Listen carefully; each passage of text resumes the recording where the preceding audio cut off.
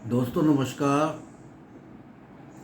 दोस्तों, लड़के और लड़की की शादी करने से पहले उनके जो पेरेंट्स हैं वो कुंडली मिलवाते हैं लड़के और लड़की की।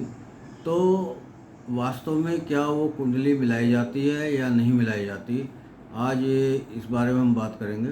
कुंडली मिलाने के लिए वस्तुतः हमको 8 चीज़ें देखनी ज़रूरी होती हैं।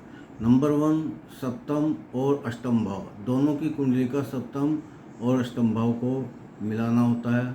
नंबर 2, जो शादी का कारक ग्रह शुक्र है उसकी पोजीशन क्या है, इसको देखना बहुत ज़रूरी होता है। उसी से हमको जो शादी का सुख है उसी से मिलेगा। नंबर 3, जो ऊर्जा शक्ति है या जिसको हमको लैंगिक संबंध बोलना चाहिए, उसके लिए जो जिम्मेदार ग्रह मंगल है उसकी क्या पोजीशन है, ये भी हमको कुंडली में देखना होता है। और नंबर 4, जब शादी के बाद मानसिक शांति रहेगी या नहीं, आपस में झगड़ा तो नहीं होगा, या पारिवारिक सुख रहेगा या नहीं, उसके लिए हमको कुंडली का चतुर्थ भाव देखना होता है।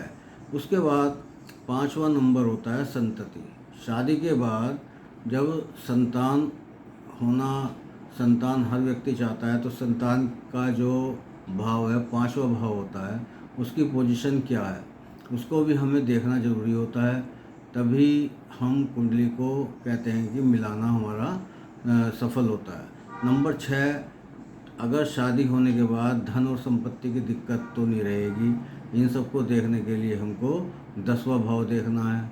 और उसके बाद हमें कुछ दोष, जिसको लोग अक्सर चर्चा करते हैं कि भाई तो मंगली है। मंगली क्या होता है कि जब कुंडली के पहले, चौथे, 7वें, 8वें और 12वें भाव में मंगल है तो उसको मंगली कहा जाता है। लेकिन उसका बहुत सी चीज़ों से उसका दोष निवारण भी हो जाता है, लेकिन उसकी स्थिति देखनी पड़ती है कि मंगल की स्थिति क्या है, कितना प्रभावशाली है और उसका दोष कितना आ रहा है। कोशिश करनी चाहिए कि दोनों दोनों ही मंगली हों तो ज़्यादा बेटर रहता है, लेकिन ये ज़रूरी नहीं होता। उसको हम बहुत सी शादी मांगलिक और नॉन मांगलिक होने के बाद में भी अच्छी चलती हैं, अगर बाकी सब चीज़ें अच्छी होती हैं। और लास्ट में ही हमें ये जो हमारे अष्टकूट मिलान, जिसको जनरली सब लोग करते हैं, उसको हमको सबसे लास्ट में देखना है कि ये गुण हमारे मिल रहे हैं या नहीं मिल रहे। खैर लास्ट में देख लो या पहले देख लो, मतलब एक पैरामीटर है, 8 चीज़ों में ये एक पैरामीटर है जो हमारे अष्टकूट मिलान होते हैं। अष्टकूट वर्ण, वश्य, तारा, योनि, ग्रह, मैत्री, गण, भकुट और नाड़ी, इन सब के जो नंबर होते हैं टोटल 36 होते हैं। तो 36 में से अगर 18 से ज़्यादा आ रहे हैं तो उसको हम अच्छा मानते हैं। तो दोस्तों, जब ये सब चीज़ें पॉजिटिव आती हैं तब हम कहते हैं कि कुंडली का सही ढंग से मिलान हुआ है।